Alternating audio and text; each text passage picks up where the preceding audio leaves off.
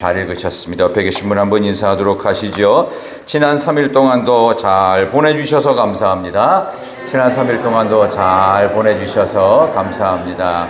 하나님의 은혜가 머무는 시간 되시기를 소망합니다. 오늘 회복 네 번째 시리즈, 내가 무엇을 보느냐.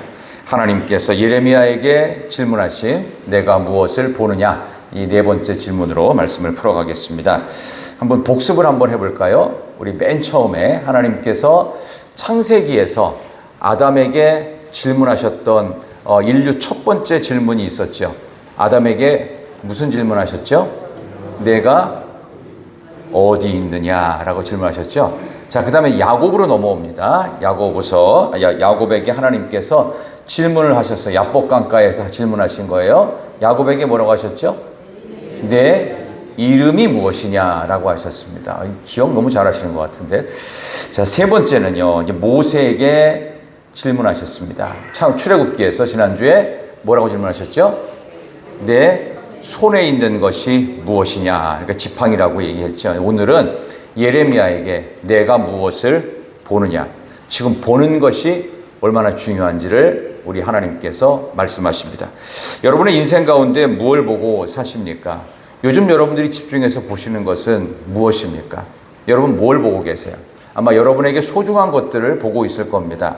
눈에 다 보여도 보이는 것과 보는 것은 다릅니다. 그러니까 보이는 것은 노력하지 않아도 그냥 보여지는 것입니다. 그러나 보는 것은 내가 집중하여서 봐야 됩니다. 하나님이 예레미야에게 보라고 말씀하셨어요. 직접 하나님께서 보여주신 두 가지가 있습니다. 오늘 하나가 뭐냐 하면은 살구나무 가지고요. 또 하나는요, 끓는 가마라고 하는 이 두 가지를 상징적으로 보여주십니다. 오늘 예레미야에 대한 이야기를 시작하면서 우리 조금 예레미야의 활동 시기와 전 이해를 조금 돕도록 하겠습니다. 예레미야 선지자는 남유다의 선지자로 남유다의 맨 마지막 우리 4명의 왕이 있습니다. 남유다는 총 20명의 왕이 있어요. 근데 그 중에서 맨 끝에 나오는 시드기야부터 시작해서 맨 앞 그 중간에 나오는 요시야부터 시드기야까지, 그러니까 멸망 직전까지의 4명의 왕에게 예언을 했던 사람이고요. 사사시대만큼 남유다의 멸망을 앞선 요 시기는 영적인 파탄기를 경험하고 있습니다. 영적 파탄기인데 오히려 이 종교 행위는 훨씬 더 강화를 시키고 있어요. 오늘 예레미야 1장에는 안 나오지만 하나님께서 이제 예언의 말씀을 쭉쭉쭉 풀어내시면서 예레미야 2장에는 당시의 영적 상태를 이렇게 묘사하고 있습니다. 한 장 넘어가 보세요. 2장 4절부터 한번 잠깐 보겠습니다. 2장 4절부터 우리 4절과 8절 보겠습니다.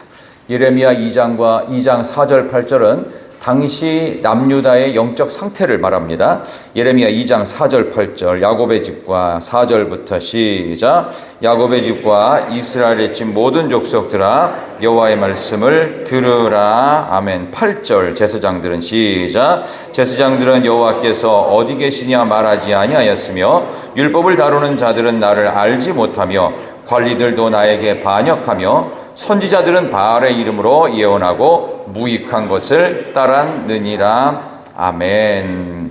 제사장이든 율법을 다루는 자들이든 관리들이든 심지어 선지자도 바알의 이름으로 예언을 하고, 그러니까 복음을 전하는 설교자들이 누구의 이름으로 복음을 전하느냐 하면은 우상의 이름으로 복음을 전하는 이런 일들이 당시 예레미야 시대에 있었다는 거예요. 그러니까 사사시대의 영적 암흑기하고 거의 방불한 그런 지경이었다는 거지요.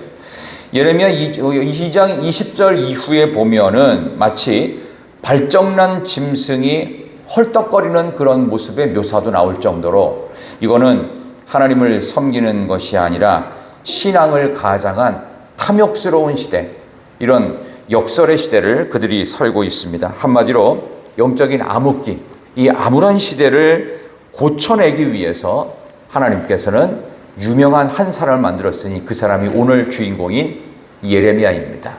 예레미야를 그 시대 등불처럼 사용하셨는데, 예레미야라는 이름의 뜻이 뭐냐 하면 여호와께서, 하나님께서 높여주신다, 하나님께서 높여주셨다, 높이셨다, 그 뜻이 예레미야입니다. 그 하나님께서 높여주셨으면 인사이더가 돼야 돼요? 아웃사이더가 돼야 돼요? 인싸, 아싸 잘 모르실 수 있는데요. 인사이더는 인기 있는 사람, 아웃사이더는 그냥 좀 약간 왕따 되는 사람.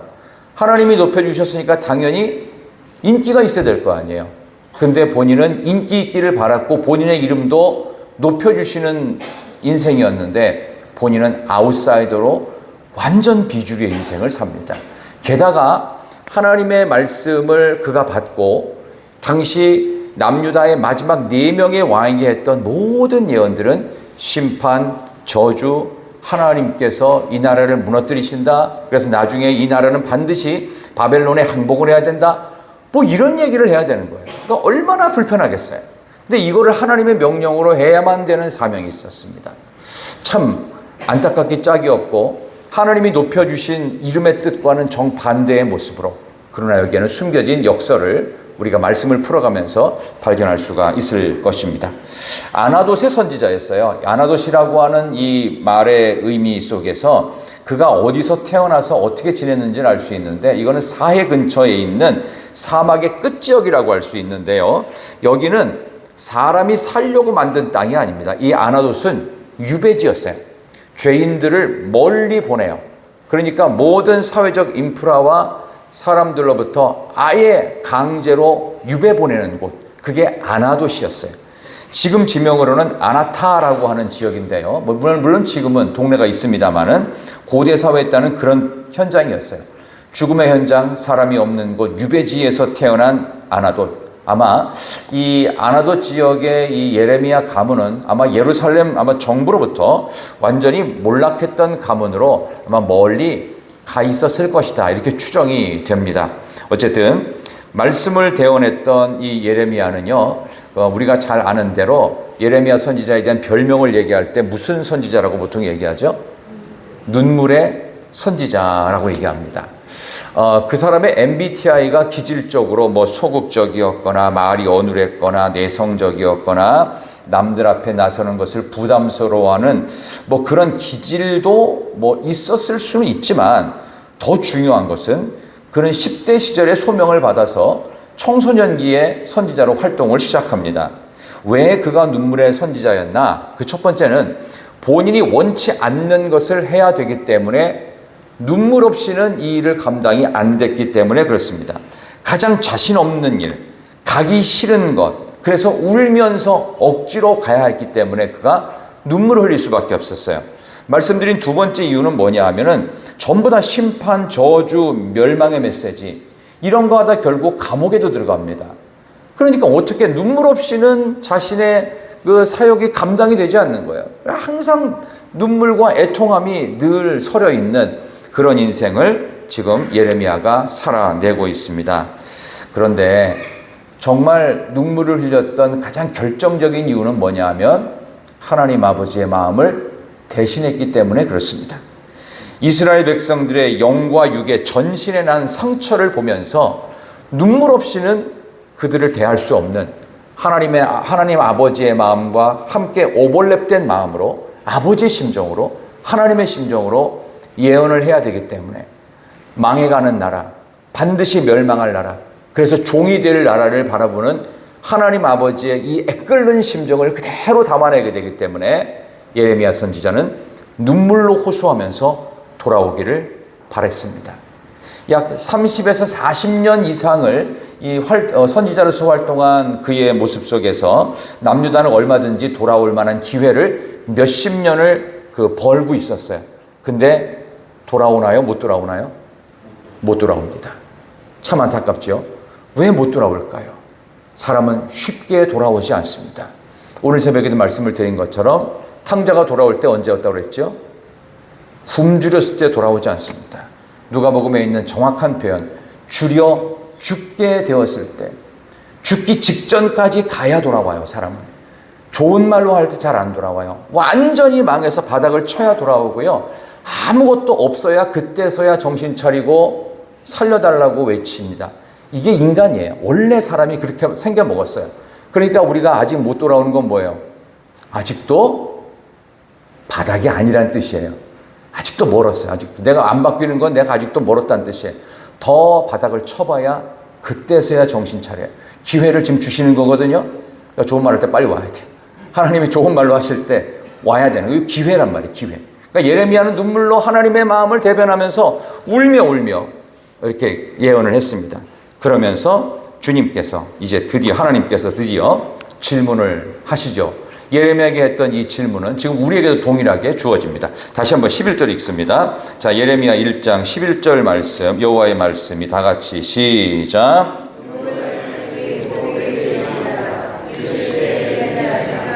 내가 무엇을 보느냐 하시매 내가 대답하되 내가 살구나무 가지를 보나이다. 아멘. 살구나무 가지가 보였습니다. 이 살구나무라고 하는 히브리어가 샤케드 혹은 쇼케드 발음상에 약간의 차이가 있습니다만은 이 샤케드라는 말의 뜻이 뭐냐 하면요, 잘 지켜서 본다 뜻입니다. 그러니까 잘 지킨다는 말이 뭐를 수호한다는 뜻이 아니라 순종한다는 거예요. 어떤 약속을 지키게 한다, 그 뜻이에요. 지키게 해서 지키고 있는 모습, 순종하고 어떤 말대로 하는 것을 보게 된다. 이게 살구나무하고 같은 발음이에요. 그러니까 우리가 그 여러 가지 단어 중에서 똑같은 단어인데 전혀 의미가 다른 게 있죠. 여러분의 여기 베들레헴 있는 배하고 먹는 배, 그 다음에 어떤 것에 2배, 3배 할 때 배, 똑같이 배 쓰거든요. 비읍에다가 아 있어요. 근데 같아요, 달라요? 다 달라요. 그죠? 그런 것처럼 이 살구나무라고 하는 이 샤케드라는 말이요, 그냥 우리의 눈에 보이는 이 꽃이 핀 살구나무가 아니고 실제로 살구나무라고 하는 단어와 똑같은 발음으로 쓰는 것이 지켜서 보게 한다, 잘 지키는지를 보고 그렇게 하게 만든다라는 그런 뜻입니다. 그러니까 이스라엘 백성들이 지금 남유다 백성들이 하나님의 말씀에 불순종한단 말이에요. 근데 그것을 결국은 지키게 돼서 순종하는 모습을 보게 하신다. 그래서 히브리 사람들은 이 살구나무를 볼 때마다 저기에서 뭔가 희망을 보는 거예요. 살구나무라고 하는 그 개념 자체가 지켜본다, 지키게 된다. 지금 이 백성은 말씀을 떠나서 절대 지키지 않고 있지만 장차 예레미야야 너를 통해 이 백성이 하나님 말씀을 지키는 하나님의 백성이 되도록 내가 만들어주겠다. 그런 의미가 이 살구나무에 담겨져 있습니다. 희망의 계획을 보여주시는 거죠. 이 살구나무가 갖고 있는 또 하나의 의미가 있는데 그 소망입니다. 마치 우리나라에 이제 사계절이 아직은 좀 있는데 봄이 되면 봄에 이 희망을 알리는 꽃이 있습니다. 뭐죠? 봄꽃. 나리나리 개나리, 그 다음에 진달래, 노란색, 붉은색 이렇게 나오죠. 그런 것처럼 소망을 상징하는 거예요. 살구나무 꽃이 하얀색이라고 그러는데 어쨌든 이 계절의 변화를 알리는 것, 바로 이 살구나무 가지에 흰 꽃이 핀대요. 그러면 사람들은 계절이 바뀌었구나. 살구나무의 흰 꽃을 보면서 뭔가 소망이 생기고 이전에 슬펐던 마음들이 갑자기 기쁨이고 소망이 생기는 이제 그런 쪽으로 한답니다. 그러니까 예전에는 계명을 안 지켰던 백성들이 지킴으로써 하나님의 백성으로 가고, 그리고 흰꽃, 살구나무 흰꽃을 보면 사람들은 소망을 느끼고 마치 봄에 개나리 펴면 봄이다 이런 느낌이에요. 그게 살구나무 환상을 이제 보게 하신 것입니다. 영적 혹한기를 끝내고 드디어 영적인 봄이 찾아오는 그런 환상이 바로 살구나무 가지를 보는 것이었습니다. 이 살구나무는 예레미야만이 아니라 우리 모든 믿는 이들이 보아야 될 그림입니다.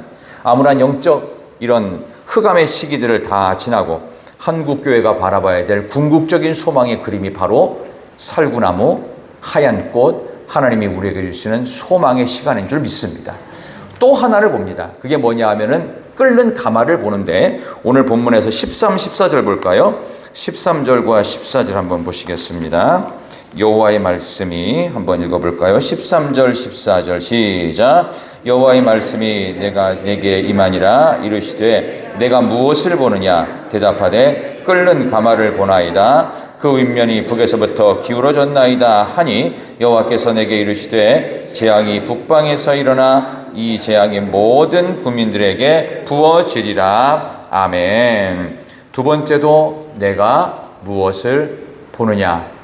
두 번째 본 것은 끓는 가마인데, 펄펄펄 끓는 가마인데 이게 북쪽에서부터 이렇게 기울어져 있는 그런 걸 봅니다. 여러분 요즘 꿈을 꾸십니까? 저는 꿈 안 꾼 지가 오래됐습니다.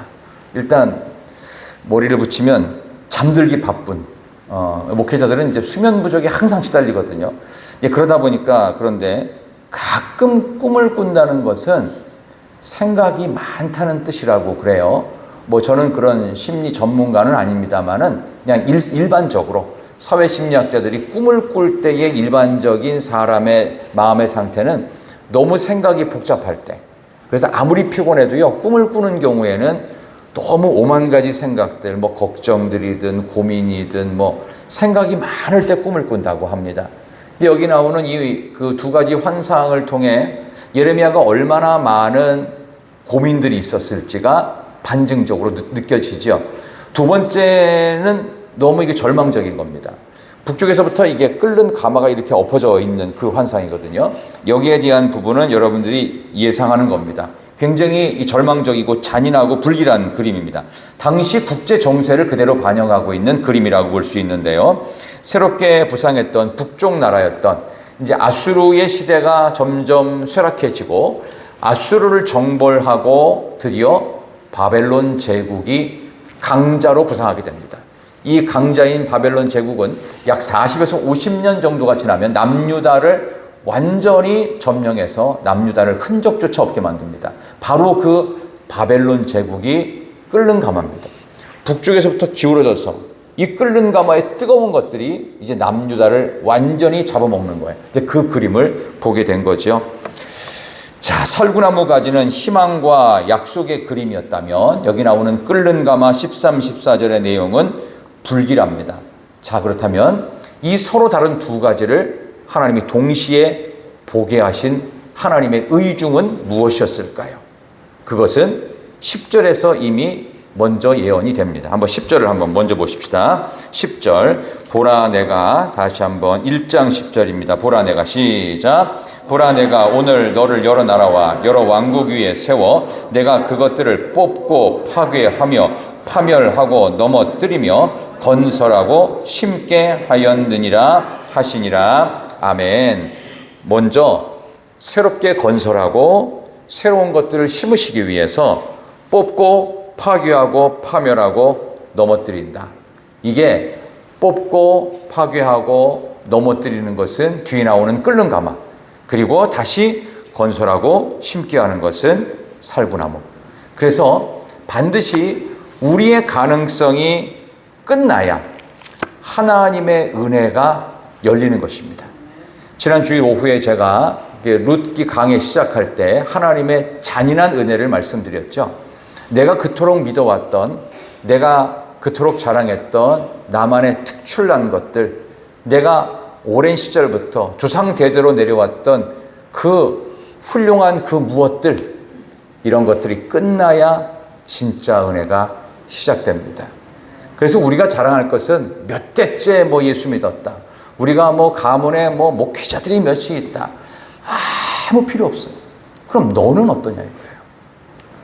예레미야, 너 지금 무엇을 보느냐? 그럼 여러 명이 같이 보는 걸 말하는 거예요? 아니면 본인이 직접 지금 눈앞에 보이는 걸 말하는 거예요? 지금 내 눈앞에 보이는 걸 말하는 거예요. 지금 내가 어떠냐 이거예요. 그런 점에서 쓸데없는 거 자랑하려고 하지 말고 하나님 앞에서 우리의 유일한 자랑거리는 예수 그리스도 한 분이신 줄 믿습니다. 그렇다면 그들에게 뽑혀나가고 잘려나가고 파멸되고 넘어뜨려야 되는 것들은 그들의 마음속에서 없어져야 되는 것들, 헛된 자랑들이 다 끝나야 드디어 하나님이 새롭게 건설하시고 심으신다, 이 이야기를 하시고 싶은 겁니다.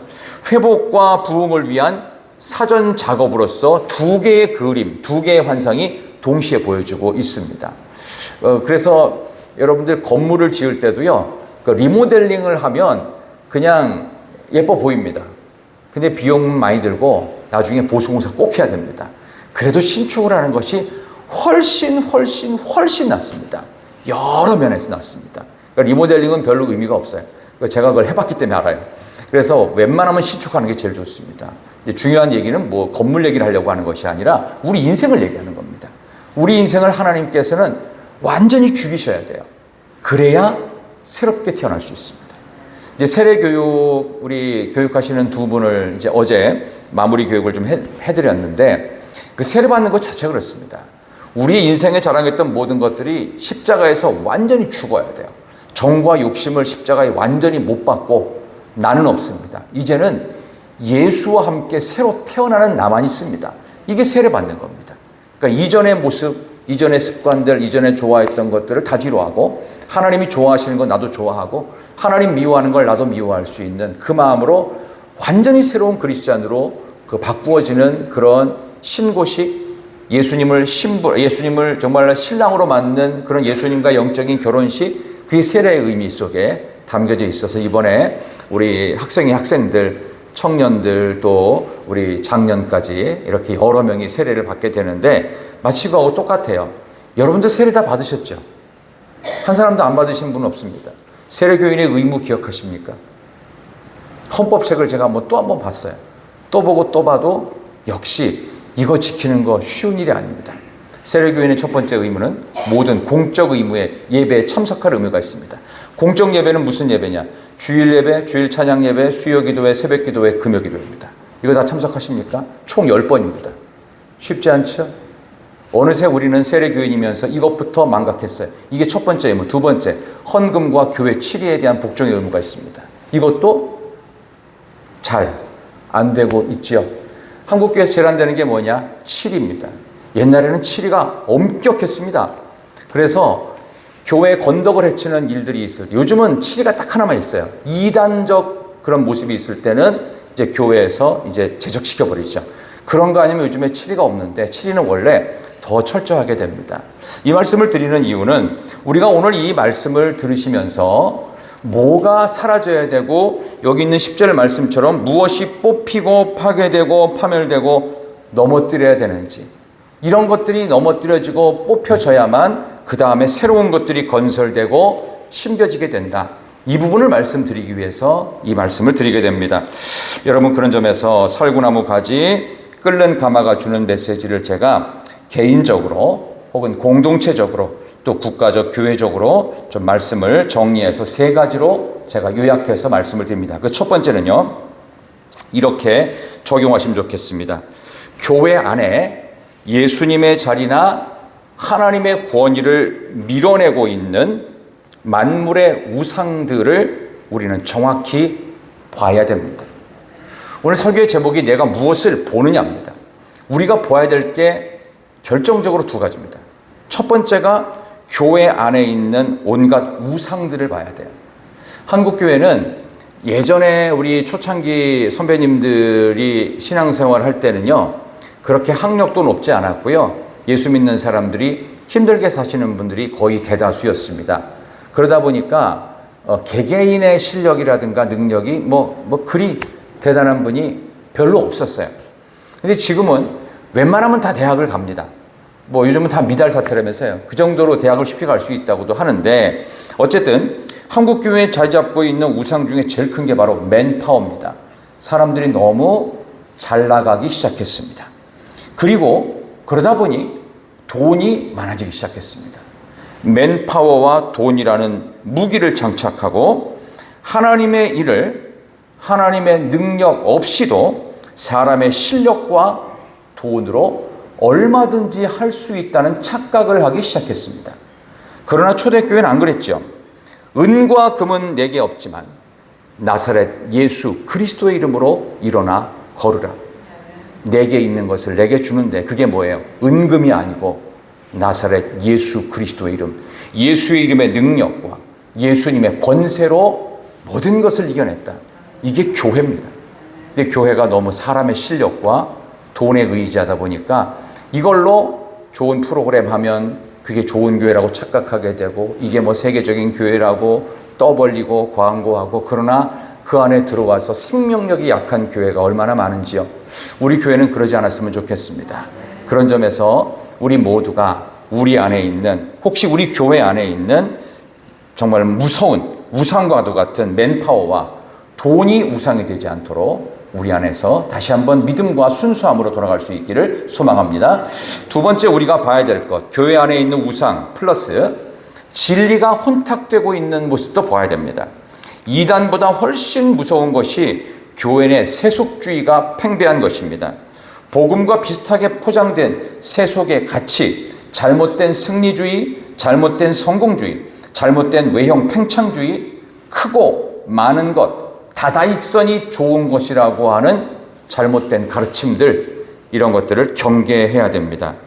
예수님께서 무기력하게 돌아가신 십자가의 선명한 가치와 의미가 더욱 분명하게 드러나는 것만이 교회가 살 길입니다. 그런 점에서 교회 안에서 진리가 혼탁되어지는 세속주의를 경계해야 됩니다. 그래서 이런 말 하죠. 우리도 이런 거 한번 해봅시다, 이런 얘기를 합니다. 그게 뭐냐면 세상에서 이런 거 하니까 사람들 많이 몰려들던데요, 이런 게 있어요.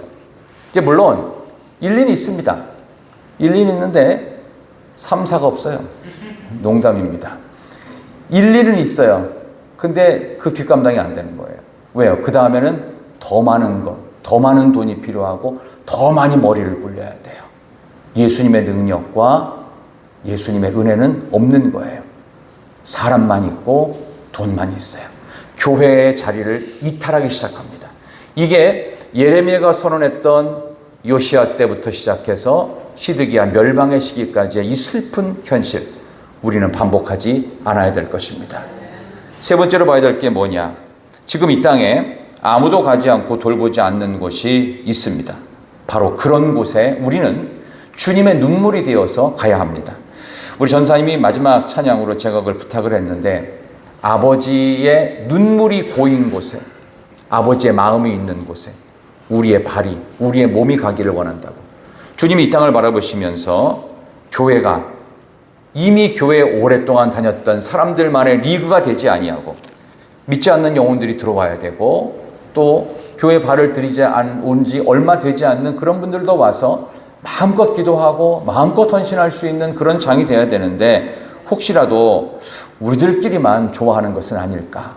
그래서 교회학교 여름 행사를 할 때도 믿지 않는 아이들이 한 명이라도 더 와야 된다, 두 명이라도 더 와야 된다, 나가서 데리고 오기라도 해야 된다, 그날 한 번만으로도 데려와야 된다. 왜냐하면 한 번 발을 들이는 것 자체가 엄청난 인생의 의미가 있어요. 그거 해보자는 거예요. 그 데리고 오는 것까지는 우리가 해야 됩니다.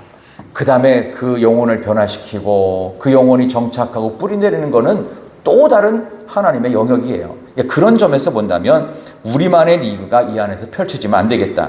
하나님의 마음이 있어야 되고 예수님의 눈물이 이곳에서 출발되어야 된다. 고통당하는 그곳에 칠흑 같은 어둠의 자리에, 그 낮은 자리에 우리 모두가 함께 갈 수 있는, 내가 무엇을 보느냐, 교회 안에 또 우리 안에 있는 우상적인 모습들, 또 우리 안에 진리를 혼탁하게 하고 있는 세속적인 모습들, 돈으로 할 수 있고 사람의 실력으로 할 수 있다는 착각들을 빨리 버리실 때가 되었습니다. 우리가 살고 있는 21세기처럼 교회 다니는 것들이 그렇게 예전처럼 자랑스럽지 못하고, 때론 목회자로 저처럼 사는 것이 그렇게 창피할 때가 없고, 예수 믿는 것이 때로는 거북스러운 시대를 만난 때가 없는 것 같습니다. 참으로 안타까운 현실 속에 살고 있습니다.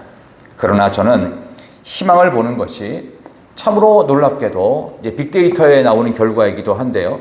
지금 20대 아이들이 별로 생각이 없는 것처럼 보이기도 하고 좀 막 사는 것처럼 보이지만, 그래도 20대 청년들, 이 30대 초반까지의 이 젊은이들이 생각보다 신앙적인 면에서 순수함이 많다는 걸 느꼈어요. 교회에 대한 희망을 걸고 있어요. 참 묘하게도 이념과 어떤 좌우 편향적인 것 때문에 40대가 가장 이게 신앙적인 부분에서 혼탁하다고 그래요. 30대 중반부터 40대 중후반까지. 요 10년의 터울이 가장 좀 어렵다고 하지만, 오히려 20, 30대 젊은 아이들은 신앙의 순수성이 훨씬 괜찮다라는 이야기를 들었습니다. 그것은 어떤 데이터만의 결과이겠지만, 중요한 것은 우리에게 희망이 없지 않다는 사실입니다. 우리 한국교회에 자랑할 만한, 얼마 전에 한 달 전에 일이 있었죠. CCC라고 하는 우리 대학생 선교회에서 9,800명이 모여서 한 방에 집회를 했습니다. 3박 4일 동안 집회를 하는데 산중에서 집회를 하면서 텐트가 넘어가고 요즘에 장마철이었잖아요. 막 비 오고 난리를 쳤는데 9,800명 한 명도 나고됨 없이 끝까지 그 자리를 지키면서 한국을 살려달라고, 이 나라 미민족의 미래를 하나님 우리에게 맡겨달라고 9,800명의 사람들이, 젊은 청년들, 대학생들이 모여서 뜨겁게 기도하고 찬양하고 말씀 듣고 결단하고 돌아갔다고 그래요. 저는 우리 교회도 또 우리들도 우리 미래가 우리 손에 있다라는 생각을 갖고 너무 여기에서만 안주하지 말고 미래를 향한 소망을 더 크게 두시기를 진심으로 소망합니다. 오늘 이 한국교회가 왜 이렇게 명예가 더럽혀지고 만신창이가 되었을까라고 하는 그런 부정적인 보도를 하는 유튜브가 너무 많습니다. 뭐 목사님들이 뭐가 문제다, 교회가 뭐가 문제다, 뭐 이런 얘기 엄청 많아요. 근데 확인도 안 된 내용이 많거든요. 근데 우리가 그런데 너무 신경 쓰지 말고 우리 자신을 보고 하나님의 영광을 위해서, 그리스도의 몸을 높이는 것을 위해서, 하나님의 관심은 어디에 있는지 우리가 그것을 위해서 더욱 집중한다면 그런 것들은 아무런 문제가 되지 않습니다. 우리가 예수님의 손이 되어지고 예수님의 눈물이 되어서 아무도 가려하지 않는 곳, 아무도 돌보지 않는 곳, 아무도 신경 쓰지 않는 곳에 갈 수만 있다면 주님의 마음이 되어서 우리는 모두 그런 곳으로 흘러가야 됩니다. 지금 예레미야가 그걸 하고 있어요. 그래서 지금 아무도 그에게 호의적으로 반응하지 않습니다. 그래서 왕들에게 그런 심판과 저주의 이야기를 하면서 이 나라 망합니다. 하나님께 돌아와야 됩니다. 바벨론에게 우리가 더 빨리 항복해야 됩니다. 뭐 좋은 말이에요, 그게. 그러니까 왕들이 괘씸하다고 해서 예레미야를 감옥에다 집어쳐넣었어요. 근데 돌아와야 되잖아요. 근데 안 돌아옵니다, 끝까지. 그러면서 세상과 하나님을 양쪽으로 다 붙잡고 있어요. 이게 잘못된 거죠. 결국 남유다는 이것 때문에 망한 겁니다. 하나님을 안 붙잡았기 때문에 망한 게 아니에요. 하나님도 붙잡고 세상도 붙잡고 있는 양다리 걸치는 신앙, 이것이 남유다를 멸망으로 이끈 겁니다. 하나님만 붙들어야 돼요. 세상의 끈이 떨어져 나가야 돼요. 그래서 오늘 10절의 말씀을 다시 보면 그것들을 뽑고 파괴하며 파멸하고 넘어뜨리며 다 끊어져야 돼요. 다 파괴되고 내가 절망의 끝자락에 있을지라도 하나님이 건설하시고 하나님이 새 것으로 심으시는 그거를 보라고 하시는 것입니다.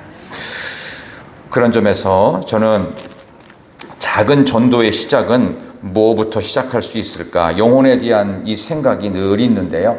여러분들이 우리 성도님들 만날 때 반갑게 인사하는 것부터 잘 하시면 좋겠어요. 어디 가셔서 누구를 만나시더라도요, 반갑게 인사하시면 좋겠습니다.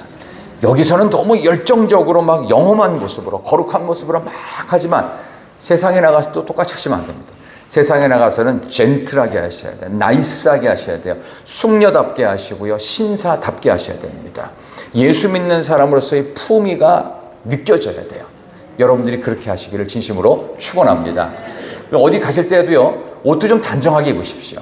그리고 깔끔하게 입으십시오. 제가 세례자 교육을 하면서 두 분에게 부탁을 드렸습니다. 세례를 받게 되는 날이 이제 정해지겠지만 정해지는 날에는 가장 단정하고 깨끗한 옷을 입고 그리고 반드시 감사의 예물을 준비해라. 금액에 상관없이. 그래서 예수님의 신부가 되겠다는 그런 마음으로 학생들은 교복 입어도 좋다. 어른들은 반드시 정장을 입어라. 그래서 늘 하나님 앞에 올 때 그런 정결한 모습으로 스스로 준비가 되어야 된다. 이것은 세례받는 날만이 아니라 우리 모두가 세례교인으로서 세상에 나아갈 때 그런 정중함이 있어야 돼요. 그런 정결함이 있고 그런 품위가 있어야 돼요. 그러니까 예수 믿는 사람이 좀 뭔가 달라서 어디 가서도 딱 느껴질 때 혹시 교회 다니시는 거 아니에요? 혹시 장로님이십니까? 권사님이십니까? 이런 얘기를 좀 들어야 돼요. 아무도 아멘을 안 하셔가지고 저만 혼자 열내는 것 같은데, 우리 모두가 그렇게 품위 있는 그리스도인으로 무엇을 보느냐? 우리의 옛날 것들이 뽑혀지고 무너지지만 새 것으로 심으시고 새 것으로 건축하실 하나님의 역사를 바라보는 믿음의 하루하루 승리하는 주인공도 여러분 되시기를 진심으로 축원합니다. 우리 함께 찬양하십시다. 내 평생 살아온 길 뒤를 돌아보니 308장 이 귀한 찬양 같이 부르시고 합심하여 말씀 붙잡고 기도합니다. 308장입니다.